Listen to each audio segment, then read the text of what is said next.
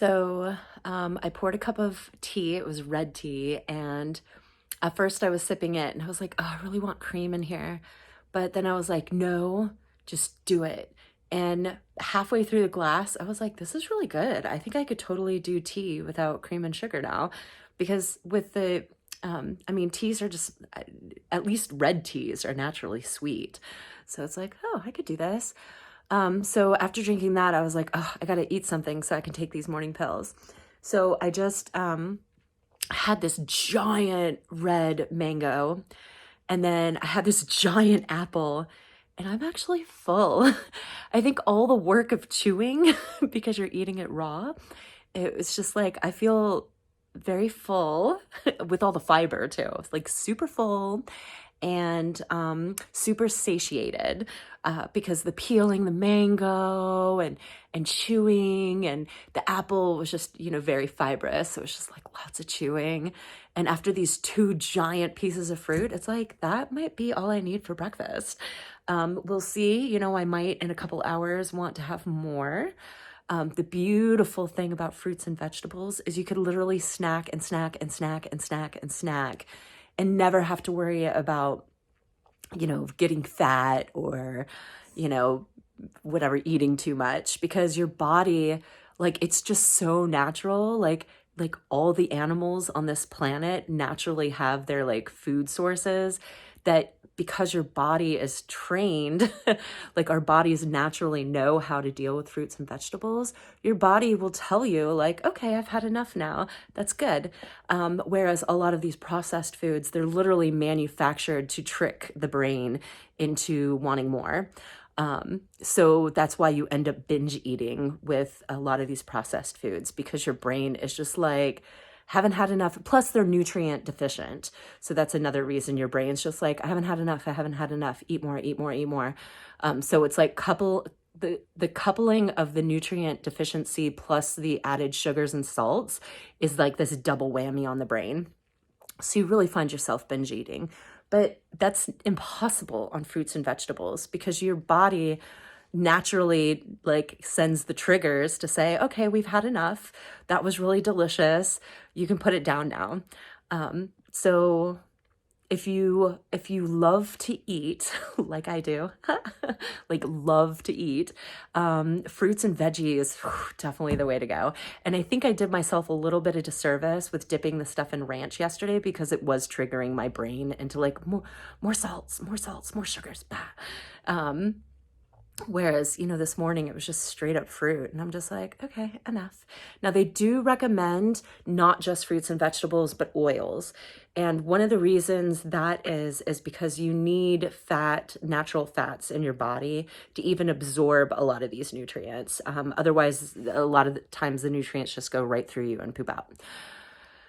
Which of course with fruits and veggies is great for pooping because of all the added fiber, which is taken out in a lot of fruits, processed food. So even if they say made with veggies, little advertising, it's like you're not actually getting the fiber from the veggies. So you're not, like that's, in my opinion, one of the best parts about eating produce. So, yeah, with that, just go ahead and eat as much as you want if it's fruits and veggies. And if you want to drizzle a little olive oil or avocado oil, go for it. Because that'll just make your body soak up that much more. The fats, though, it's important to stick with fats from like nuts or, veggie oils, rather than, fats from like pig fat or cow fat. While they still help absorb the nutrients, those fats have added issues going on. And I can get into the science with that, but I'm not going to. You can definitely look it up. But fats are not all equal, is basically what I'm saying. So the fats that are kind of found in nature that our bodies are meant to absorb, and by me saying meant to absorb, it's really, if you look at the human body, like scientifically, we were born to be plant eaters. Like humans are natural plant eaters. our teeth match those of herbivores. We do not have teeth that match carnivores, nor do we have teeth that match omnivores. Omnivores will have a mix of both, where they have the big flat molars to, crush plants, but then they'll also have the big giant sharp incisors to tear through meat. We don't have those. That was probably one of the most enlightening things I learned in nutrition school, is that our teeth resemble those of herbivores on this planet. So we, as humans, are naturally meant to eat plants. Now, have we adapted? Yes. There have been, tens of thousands of years ago, humans adapted to eating meat based on perhaps harsh conditions. We adapted to drinking, cow and goat milk due to harsh conditions. It's just, humans are so incredibly adaptable because we're like magnificent creatures and we have these amazing brains. But does that mean we're supposed to be eating meat all day? Heck no, not at all. We adapted to get through tough times, but nowadays we've just created this whole like most people, half their plate is meat, a quarter of it is, maybe some veggies, and maybe a quarter something sweet, right? Whereas we should be eating, half a plate of veggies, a quarter plate of fruit, and a quarter plate of, I don't know, whatever else, grains, right? Well, I guess I should have had grains in the first one, but you know what I'm talking about. We've just like somehow in this commercial age, this capitalistic commercial age of existence, we are just very, very meat heavy. Because that's where the money is. Like anyone who gets into farming knows that you can make a ton of money off meat.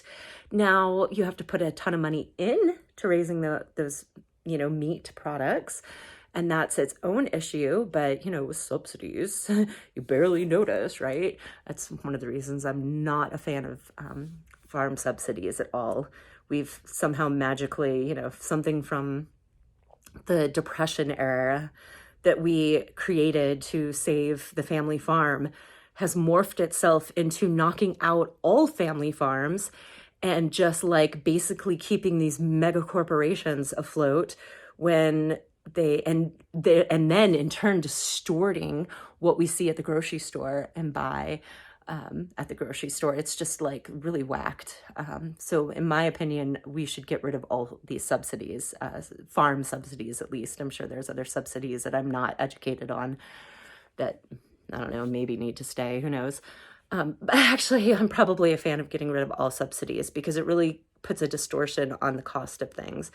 And I think that we're smart enough as a human race to make decisions when we're presented with all the knowledge.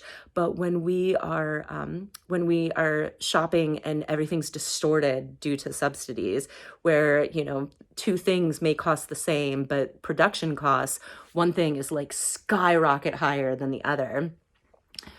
We don't see that because we're seeing two things on the shelf that are the same price, and it's like, oh, well, they're equal. So it really kind of distorts our own perception of the cost involved in the products we buy. So that's just my opinion, though.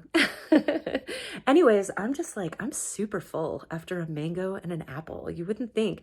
Like everything I've heard about raw diets, especially, it's just like you just eat massive amounts of produce, which is why I have so much produce. Like I jam-packed this bag. Actually, you can look at it right now. It is jam-packed.